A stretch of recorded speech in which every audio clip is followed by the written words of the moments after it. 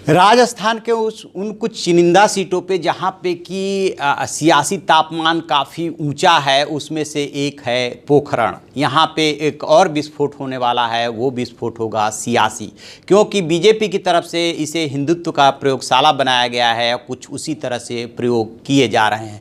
क्या है यहाँ पे समीकरण, कैसा बनेगा बिगड़ेगा, इस पर हम बात करेंगे। मैं हूँ विद्याशंकर तिवारी, इंडिया न्यूज़ के डिजिटल चैनल इन खबर के लिए।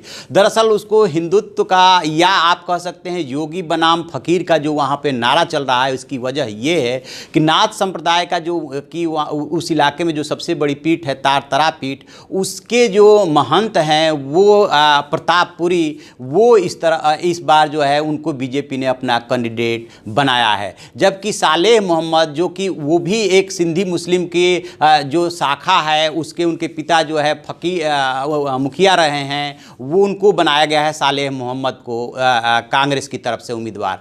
तो इसलिए वहाँ पे नारा चल रहा है योगी और फकीर की लड़ाई। वहाँ पे उत्तर प्रदेश के मुख्यमंत्री योगी आदित्यनाथ चुनाव प्रचार में उतर चुके हैं, और जिस तरीके से प्रतापपुरी जो है अपना प्रचार कर रहे हैं, घोड़े पे बैठ करके शाही अंदाज में, और हिंदुत्व का चेहरा बन करके जिस तरह से उभर रहे हैं, कहा जा रहा है कि वो उस इलाके के दूसरे योगी हैं। तो एक तरह से ध्रुवीकरण का पूरा प्रयास किया जा रहा है। दूसरी तरफ चूँकि ये पूरा का पूरा इलाका पाकिस्तान से लगा हुआ है और वहाँ पे मुस्लिम आबादी और मतदाता भी ठीक ठाक हैं, तो वहाँ पे जो पीर मौलियों का फतवा जारी होता रहा है, उसका असर मुस्लिमों पे काफ़ी पड़ता है। अब थोड़ा सा इसके इतिहास में हम चलेंगे तो ये सीट जो है 2008 में अस्तित्व में आई है।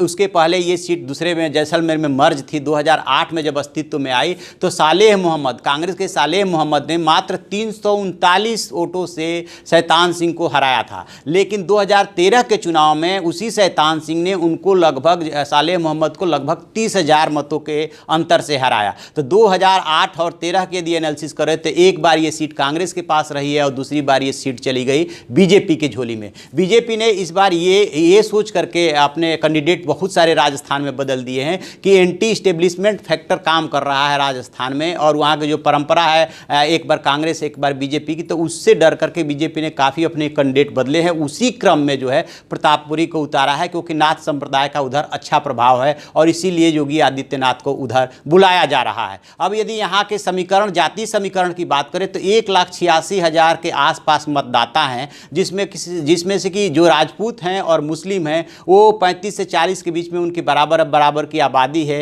एससी और एसटी की भी अच्छे यहाँ पे अच्छे मतदाता हैं, उनकी भी संख्या ठीक ठाक है। तो अब देखना ये है कि इस बार जो हिंदुत्व की प्रयोगशाला इस सीट को बनाया जा रहा है, रामगढ़ को बनाया जा रहा है और कई क्षेत्र हैं, वहाँ का रिजल्ट क्या होता है। क्योंकि कांग्रेस जो है योगी को लेकर के बहुत सशंकित है, और इसीलिए योगी नहीं भोगी और गेम चेंजर नहीं नेम चेंजर का नारा देकर के उनके प्रभाव को कम करने की कोशिश कर रही है। तो देखा जाए, अब 7 दिसंबर को मतदान है, 11 को रिजल्ट आएगा कि क्या रिजल्ट निकलता है। तो आप ऐसी खबरों के लिए देखते रहिए हमारा डिजिटल चैनल इन खबर, और उसे सब्सक्राइब कीजिए।